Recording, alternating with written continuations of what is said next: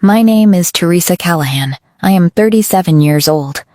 And the man standing in the doorway of the house I helped him buy 12 years ago just told me that my dead husband wanted him to have our life insurance money. The porch light is on behind Vincent even though it is 2 in the afternoon. It has been broken that way since 2019, always on, burning in the daylight for no reason, and he has never fixed it. I used to notice things like that about my brother, small maintenances he let go. I used to tell myself it didn't mean anything. The street behind me is Brookline Boulevard. It is October in Pittsburgh, and the trees are doing what Pittsburgh trees do in October, burning orange and red against a sky that can't decide between gray and blue. There are leaves on the steps. There are leaves on the car in the driveway that I recognize as the one my husband and I helped Vincent buy 12 years ago, with money we did not have extra of. I have a letter in my hand. It is from Keystone Life Insurance Company. It is dated 6 days ago. It says that the beneficiary of my husband David's life insurance policy, the $890,000 policy he took out in 2015 when Maya was born, because he said he wanted to make sure we were always okay, was changed 11 days before his death. The new beneficiary is Vincent Arthur Callahan. I am looking at my brother. He is looking at the letter in my hand. He says, "He wanted me to have it. He told me himself." But here is what none of them knew. 11 days before David died, he was unconscious in a hospital bed in the ICU at UP-MC Presbyterian. He had not spoken to anyone in 9 days. This is how it happened. Welcome back to Calm Drama Stories, where we share real-life stories about family justice, quiet strength, and the moments that change everything. If this is your first time here, drop a comment and be sure to subscribe so you never miss a story. To understand what happened on that porch on Brookline Boulevard, and what happened in a Pittsburgh courtroom 11 months later, you have to understand what it means to lose a husband and then discover that the grief you've been drowning in is not the only thing someone has been counting on. I taught high school chemistry for 7 years at Carrick High School in Pittsburgh. I want to say that first because it matters not the teaching itself, but what teaching chemistry teaches you. You learn that reactions follow rules. You learn that what looks like chaos at the molecular level is actually precise and predictable if you understand the underlying structure. You learn that transformation is not magic. It is process. It is the correct sequence of correct steps applied with patience and enough heat. I went back to school at 31. David encouraged it, pushed it, actually, in the way he pushed things he believed in, which was quiet and steady and without drama. He said I had a mind that needed more room than a classroom. I said I liked my classroom. He said I would like a courtroom more. He was right. I passed the Pennsylvania bar in 2019 and joined a small IP firm in downtown Pittsburgh as an associate, working in patent law, which turned out to suit me in exactly the way David had predicted: precise, rule-based, consequential. David was a structural engineer. We met at a departmental mixer at Carnegie Mellon in 2008 when I was finishing my chemistry degree and he was finishing his master's. He was the kind of man who brought graph paper to casual conversations because he thought better when he could draw what he was describing. He drew our first apartment's floor plan on a napkin the night we decided to move in together. He drew the layout of Maya's nursery 6 weeks before she was born. He kept both drawings in a folder in his desk. I have the folder. Maya was born in 2008. She is 16 now. She has David's eyes and my stubbornness and a particular way of going quiet when she is working through something difficult that is exactly like her father still and interior, and then suddenly certain.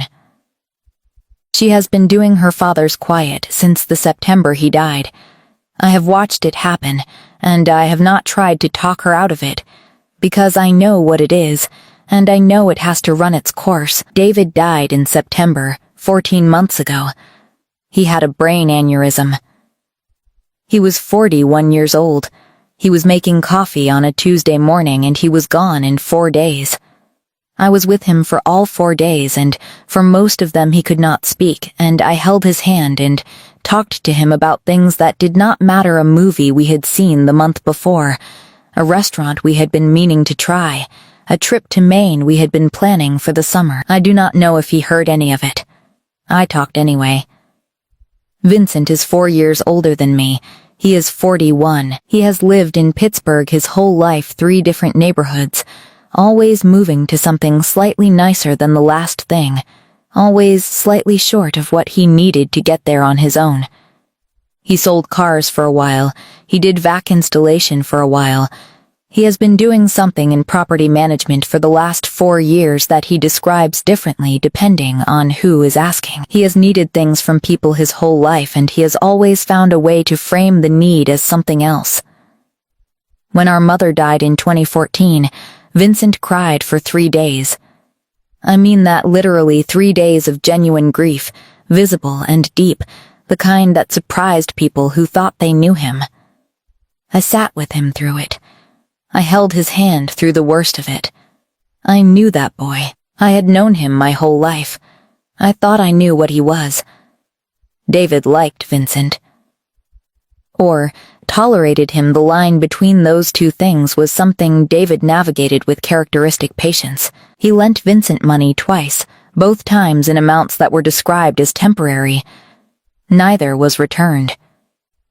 David said it was the cost of keeping peace. I said it was the cost of enabling avoidance. We had that argument twice, and the second time we agreed to disagree, and I let it go, because David was usually right about people, and I wanted him to be right about this one. The IP firm where I work is on Grant Street in downtown Pittsburgh, 15th floor, with windows that look west toward the Allegheny River. The office smells like printer toner and the specific quality of recycled office air, and the coffee from the machine in the break room that is better than it has any right to be. I started there as an associate 8 months before David died, and I was still associate new when I came back from bereavement leave. That particular rawness of someone who has not yet found their footing in a place, and is now doing it while also carrying the weight of a changed life. My supervisor, a partner named Robert Kwan, told me to take as much time as I needed. I took 3 weeks and came back because the alternative was sitting in a house that smelled like David, and had David's graph paper on the desk and David's coffee mug in the drain rack, and I could not do that every day and also function. I received the rejection letter from Keystone Life on a Thursday in October, 6 weeks after David died. I read it 3 times at my kitchen table.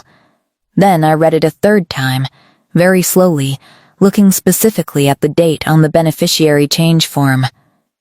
11 days before David died. 9 days after he lost consciousness.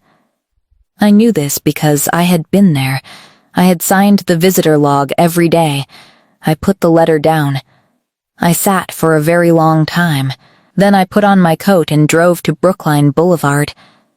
The drive to Vincent's house takes 14 minutes from mine in Beachview. I have made it hundreds of times over my life, Sunday dinners when we were growing up, holidays, the practical visits of adult siblings who live in the same city and see each other, because geography makes it easy. I made it on autopilot that Thursday, which means I barely remember the route. I remember parking. I remember the leaves on the steps. I remember the porch light burning uselessly in the October afternoon. Vincent answered on the second knock. He was in a sweatshirt and jeans, and he had the look of someone who had been expecting a call and instead received a visit, which is a specific kind of caught off guard that is different from genuine surprise. He looked at the letter in my hand. He said, "Teresa," I said. "When did he ask you to do this?" He said, "He called me. A few weeks before. He was worried about you, about whether you'd manage everything, the finances, the house, and he said he wanted me to be able to help." I said, "He was unconscious for 9 days before this form was submitted." Vincent said, "Before that." He called me before that. I looked at him for a moment. He met my eyes and he did not look away, which is the thing about Vincent. He has always been able to meet eyes while saying things that were not true. I used to think that was courage. I understand now it is just practice. I said, I'm going to need the date and time of that phone call. He said, Teresa. David wanted. I said, I heard you. I need the date and time. He said, I don't remember exactly. I looked at him one more time. Then I turned around and walked down the steps. The leaves crunched under my feet. I got in my car. I sat in the car for a moment with both hands on the wheel. I am a patent attorney. I have been trained to identify the precise point at which a claim becomes insupportable, the moment when the evidence does not sustain the assertion, when the logic breaks down at the seam. I sat in that car on Brookline Boulevard, and I identified the precise point. David had not called Vincent. David had not spoken to anyone in 9 days. David's last coherent conversation was with me, the Sunday before, about the movie and the restaurant and the trip to Maine. I drove home. Maya was at school. The house was empty and quiet, with the particular emptiness of a house that has recently had someone removed from it, not the normal quiet of a house when one person is out, but the different kind, the kind that has a specific weight. I sat at the kitchen table and I stayed there for a long time without doing anything. That is when I should have started. That afternoon. I know this now. I did not start for 3 more months. I want to be honest about this because it matters. I went back to work. I drove Maya to school and picked her up and made dinner and did the laundry and paid the bills and went through the motions of a functioning life, and I did not open a folder on my laptop. I did not call an attorney. I did not contact Keystone Life again. I received 2 more letters from them, one in November, one in December, and I put them in a drawer without fully reading them. I was in grief. I know what that is now in a way I did not before David died, not as a concept, but as a physical condition, like carrying something whose weight you can feel in your bones. I was in it, and I let it be, and I let the months pass, and I almost let the evidence window close. In January, Maya found me at the kitchen table on a Saturday morning with the drawer open, the Keystone letters in front of me, not moving. She sat down across from me and looked at the letters and looked at me and said, Mom, what do you need to do? She is 16. She asked it the way David would have asked it. I said, I need to build a case. She said, okay, I'll help. That was the decision. Not October on Brookline Boulevard. January at the kitchen table with my daughter looking at me with her father's eyes. I called Robert Kwan on a Monday morning and told him I needed 2 weeks of reduced hours and why. He listened without interrupting. He said, take what you need, and Teresa, document everything in chronological order from the beginning. You know how. I did know how. I am a patent attorney. I build records for a living.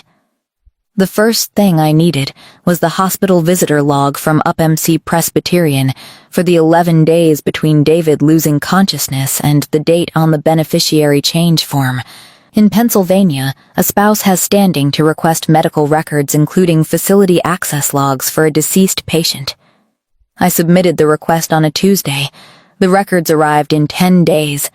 Vincent had visited the hospital twice during David's final 11 days. The first visit was 6 days before David died the same day, I noted, as the beneficiary change form was dated.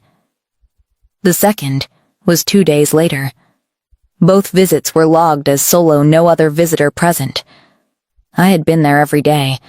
We had not overlapped on either of those dates. I checked my own entries in the log against his. On the day Vincent visited alone, David's chart noted that he was non-responsive to verbal stimuli, GCS score of 6. I know what that means. I am a former chemistry teacher and the wife of a man who died in an ICU, and I have looked up every clinical notation in those records. A GCS score of 6 means deep unconsciousness. It means no purposeful response. It means the attending physician has documented an inability to follow commands or communicate. David had not called Vincent. David had not spoken to anyone. David had not changed his beneficiary. I took the hospital records to Grace Architectural, not a firm. A retired handwriting examiner named Carl Brentis, who had done document examination work for Pennsylvania courts for 22 years, and now worked privately. I found him through the board of the American Association of Questioned Document Examiners. I sent him the beneficiary change form from Keystone Life, a copy of David's authentic signature from our mortgage documents, our joint tax returns from 2018 and 2019, and the closing documents from our home purchase. 8 authentic exemplars across 7 years. Carl Brentis charged $2,200. I put it on a credit card I had been trying to pay down since Maya's orthodontia. He delivered his report in 6 weeks. It was 9 pages. The conclusion was in the last paragraph, the signature attributed to David M. Callahan on the Keystone Life Insurance beneficiary change form dated is inconsistent with the authenticated signature exemplars provided across the reference period 2016-2022. The pen pressure, letter formation, and connecting stroke patterns present in the questioned signature do not match those consistently present in the authenticated exemplars. In my professional opinion, to a reasonable degree of certainty, the questioned signature was not produced by David M. Callahan. I read that paragraph at my kitchen table at 7 in the morning. Maya was still asleep. The Pittsburgh morning in March was gray and cold, the way Pittsburgh mornings are gray and cold until April, the light coming through the kitchen window flat and without warmth. I read the paragraph twice. Then I put the report in a folder. Maya came down at 7:30. She looked at the folder. She said, "Is it what we needed?" I said, "Yes." She poured herself cereal and sat down and said, "What's next?" I told her I was going to file a complaint with the Pennsylvania Insurance Fraud Prevention Authority, which investigates insurance fraud, including fraudulent beneficiary changes. I was going to simultaneously file a civil suit against Vincent for fraud and conversion. And I was going to send everything, the hospital records, Carl Brentis's report, the visitor log, the authenticated signature exemplars to the Allegheny County District Attorney's Office as a criminal referral. Maya listened to all of this. Then she said, "Can I help with the organizing?" She spent 3 Saturdays in February and March at my kitchen table organizing the exhibit file. She tabbed every section. She printed every document. She made a chronological timeline on a piece of poster board in her precise small handwriting, dates, events, corresponding documents, and taped it to the wall of my home office, where I could see it from my desk. She did not ask how she could do this and also be 16. She just did it. She is David's daughter. There was one night in all of this, a Wednesday in March, 2 weeks before I filed, when I came home from a late meeting at the firm, and sat on the couch, and did not take off my coat, and did not move for an hour, and then fell asleep sitting up with the civil complaint draft printed and stacked on my chest. I woke up at 2 in the morning with the papers still there, the overhead light still on, my coat still on, the house completely quiet. I gathered the papers. I turned off the light. I went to bed. The next morning I filed the complaint. The Pennsylvania Insurance Fraud Prevention Authority assigned an investigator named Dennis Wallach within 3 weeks of the complaint.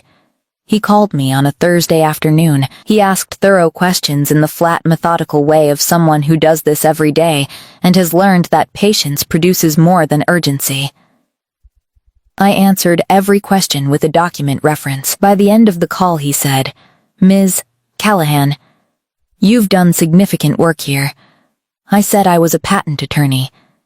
He said he could tell. Maya, during these months, was the person who witnessed without solving. She made tea I did not ask for and set it on my desk. She drove to the Up store to pick up certified mail returns when I had depositions. She sat with me on Sunday evenings and watched whatever I put on television without commenting on my choices. Once, in February, she leaned against my shoulder on the couch and said nothing for 20 minutes, and that was the most useful thing anyone did for me in 11 months. For 11 months I showed up. Thanksgiving was at my Aunt Helen's in Mount Lebanon. Vincent was there. He has been at Thanksgiving at Aunt Helen's every year since 1987, and his presence there was not something anyone had thought to question. I sat 2 seats from him at a table of 14, and I ate turkey, and I talked to my cousin about her new job, and I helped Maya with a second serving of mashed potatoes. Vincent said Happy Thanksgiving to me when he arrived. I said Happy Thanksgiving. He looked at me for a moment the way he had looked at me on the porch, meeting my eyes, steady, and I looked back at him with nothing in my expression that I had not chosen to put there. He looked away first. My Aunt Helen did not know. My cousin did not know. The only person in that room who knew anything, besides me and Vincent, was Maya, who sat beside me the entire evening and ate her food and answered questions about school with the particular focused politeness of someone carrying more than their share. Christmas I spent with David's parents in Shadyside. They are gentle people in their late 60s who loved their son with the quiet certainty of people who never had to say it out loud, because it was always visible. They did not know about the insurance situation. I had not told them yet. I was waiting until I had enough built that I could tell them the whole thing at once, rather than give them the grief of the question without the answer. David's mother said, at dinner, that she thought David would be proud of how I was handling everything. I said thank you. I ate my dinner.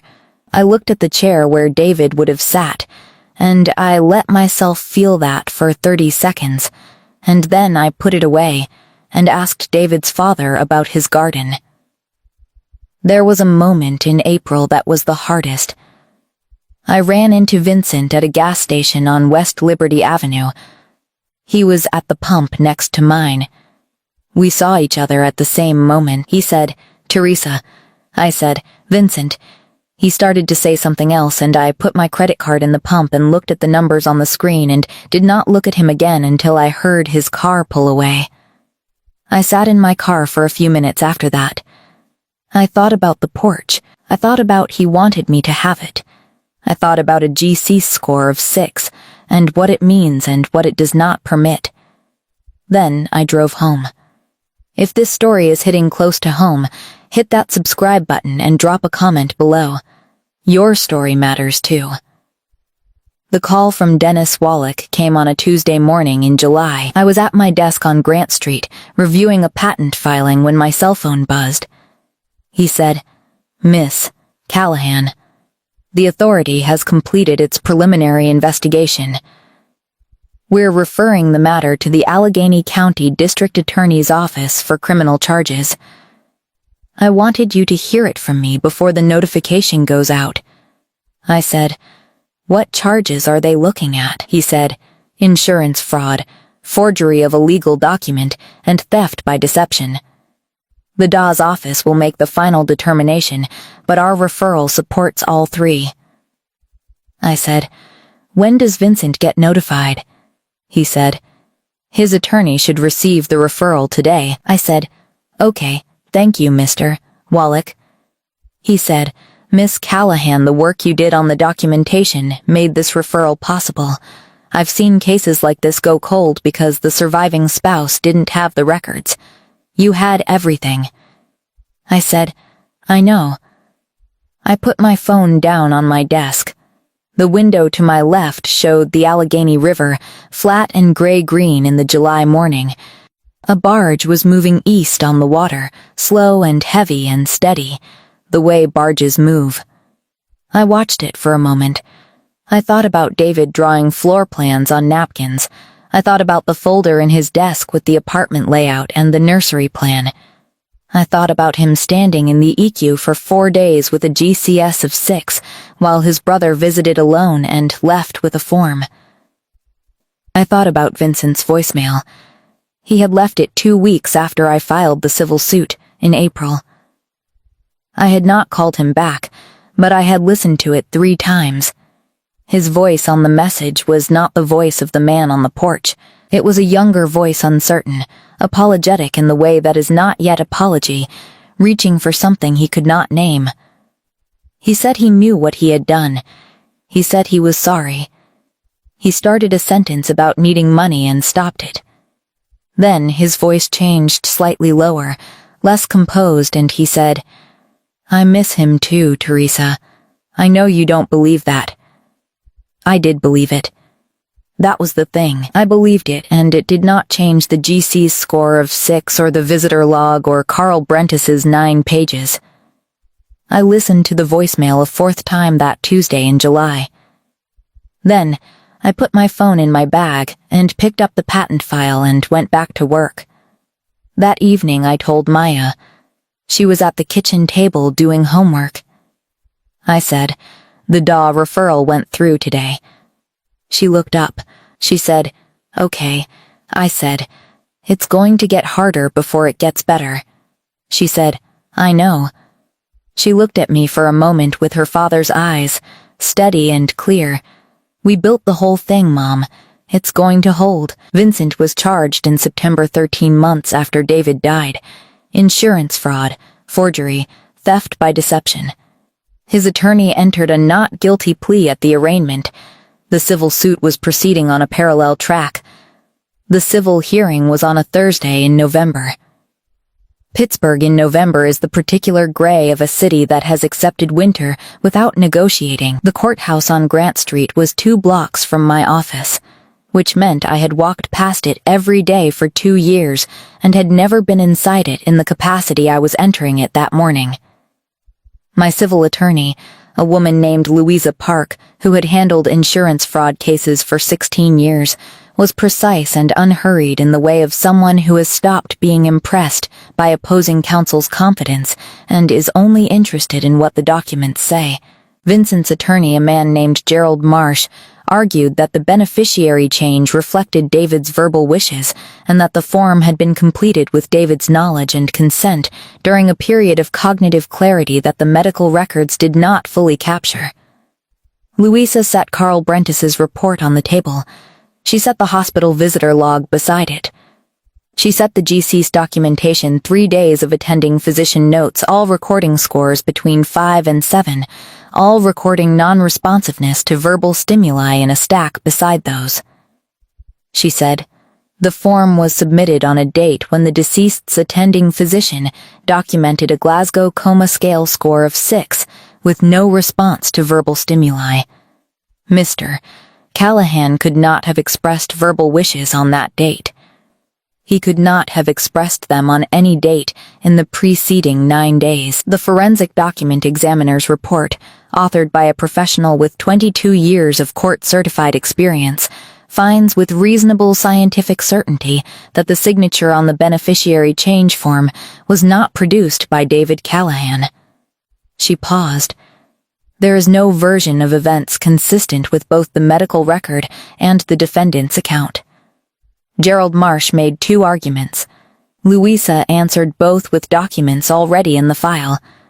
The judge asked 3 questions. Louisa answered 2. I answered the third, a question about the timeline of my discovery directly and specifically, with dates. Vincent was sitting at the other table in a suit I did not recognize new, too formal for him, the kind of suit you buy for a court appearance when you do not own one. He did not look at me during the proceedings. He looked at the table. His hands were flat on the table in front of him and they did not move. At one point Louisa was reading from the hospital records and I heard Vincent make a sound, not a word. Just a sound. Small and involuntary, and his attorney put a hand on his arm, and he went quiet. The judge ruled in my favor on all counts. The insurance policy proceeds $890,000 were to be paid to Teresa M. Callahan as the rightful primary beneficiary. Vincent was liable for civil damages including my legal costs. The criminal case would proceed separately. When it was over, Vincent stood up, and his attorney spoke to him quietly. He put on his coat. He walked toward the exit. He passed within 4 feet of me. He stopped. He did not look at me. He looked at a point slightly to the left of my face, the particular not looking of someone who cannot manage the direct version. He said, very quietly, "I'm sorry, Teresa." I looked at him. I thought about the voicemail. I thought about him crying for 3 days when our mother died. I thought about the 8-year-old boy he had been and the 41-year-old man he was, and the GCS score of 6 and David's graph paper in the folder in the desk. I said, "I know." That was all. Not forgiveness, I did not have that yet, and I was not going to pretend I did. Just acknowledgement. Just, "I received what you said." He nodded once. He walked out. Louisa was beside me. She said, "Good result." I said yes. We walked out together into the November gray of Grant Street, and I stood on the sidewalk for a moment and looked at the river 2 blocks down, flat and moving, doing what it does. The insurance proceeds were transferred in December, $890,000 into an account I had opened specifically for this purpose, separate from everything else, because I wanted the money to arrive somewhere that was entirely its own thing, not mixed with the existing accounts that David and I had built together over 12 years. I sat with the transfer confirmation for a while. It did not feel like winning. It felt like a correction, a record that had been wrong, being set back to what it was supposed to say. David had taken out that policy in 2015 when Maya was born because he wanted to make sure we were always okay. The money was doing what David had intended it to do. That was what it felt like. Vincent pled guilty to insurance fraud and forgery in February, reduced charges from the original 3 counts, negotiated by his attorney. He was sentenced to 18 months probation, a fine, and mandatory restitution of legal costs. He would not go to prison. His attorney had argued, successfully, that the civil judgment and the financial penalty were sufficient consequence. I did not contest this. I had wanted the record corrected, not his destruction. My Aunt Helen called me the week after the plea. She said she did not know what to say. I said that was okay. She said she was sorry. I said I knew. She asked about Maya. I said Maya was good. She said, "You're both so strong." I did not say anything to that because it is not the right word. Strong implies that grief and difficulty and 11 months of document work are a character trait rather than a set of choices made one at a time in the absence of better options. David's parents came for dinner in March. I told them everything from the letter in October to the judgment in November in the careful, sequential way that I tell things, in order with context.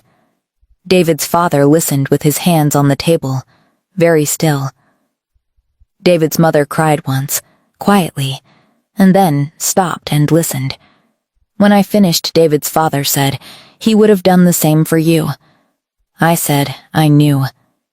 We ate dinner. In April, I passed the Pennsylvania Bar's specialization exam in elder law and insurance litigation. It is a logical extension of patent work, precise, document-heavy, consequential. Robert Kwan asked if I was planning to stay at the firm. I said I was planning to open my own practice. He said he thought that was right. I found office space on Forbes Avenue in Oakland. 2nd floor, 2 rooms, a window facing east over the CMU campus. The lease started in June. Maya came with me the day I moved in. She carried boxes. She set up the bookshelf. She arranged the desk the way she thought it should be arranged, systematic, left to right, the way she does things, and when she was done, she took a Polaroid camera from her bag and said, "For the desk." She took a photo of me at the desk with the window behind me and the Forbes Avenue light coming in. She shook it and waited and handed it to me. Then she went to the box with the framed things and took out David's photo, the one I had moved from the house to the apartment to this office, a photograph from our wedding, his face in the particular way it looked when he was about to laugh, which was most of the time, and she set it on the left corner of the desk. She set the Polaroid on the right. She put a client folder, my first official intake. A referral from Robert Kwan, an elderly woman whose son had contested her insurance claim in the center. She stepped back and looked at the desk. She said, "Good." I looked at the desk. David's face on the left. Maya's Polaroid on the right. The first file in the middle.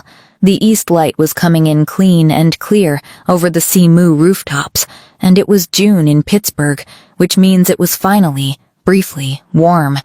I used to think that grief and action could not exist in the same space at the same time, that you had to finish one before you could begin the other. I lost 3 months to that belief, 3 months in which the evidence window almost closed, in which the visitor log could have been harder to obtain, in which Carl Brentis's window for examining exemplars could have narrowed. I do not think that anymore. You do not have to be finished grieving to do what needs to be done. You do not have to be strong in the way people mean that word. You have to be present enough to take the next step, and then present enough to take the one after that, and that is sufficient. That is what I did for 11 months. Not strength. Sequence. The correct steps in the correct order, applied with patience and enough heat. There is a photograph on the left corner of my desk. David at our wedding, about to laugh, the way he almost always was. I look at it when I am working through a difficult case, not for comfort exactly, not for guidance. I look at it because it is the accurate record of who he was. He was a man who drew floor plans on napkins and kept them in a folder and took out a life insurance policy when our daughter was born, because he wanted to make sure we were always okay. He wanted us to be okay. I made sure we were. There is a Polaroid on the right corner. Maya, who organized my exhibit file on 3 Saturdays and taped a timeline to my wall and made tea I did not ask for and said we built the whole thing. "Mom, it's going to hold." She was right. It held. I used to think the most painful thing was losing someone you love. I now think the second most painful thing is discovering, in the middle of that loss, that someone was counting on the grief to make you slow, to make you miss what was right in front of you. I did not miss it. I was slow at the start, but I did not miss it. That is my story, a widow and patent attorney who spent 11 months building the case her dead husband's intentions deserved, and who learned that love and documentation are not as different as they sound. If this reminded you that honoring someone you lost sometimes means fighting for what they meant to give you, share this video with someone who needs to hear it. Drop a comment, hit subscribe, and I will see you in the next one.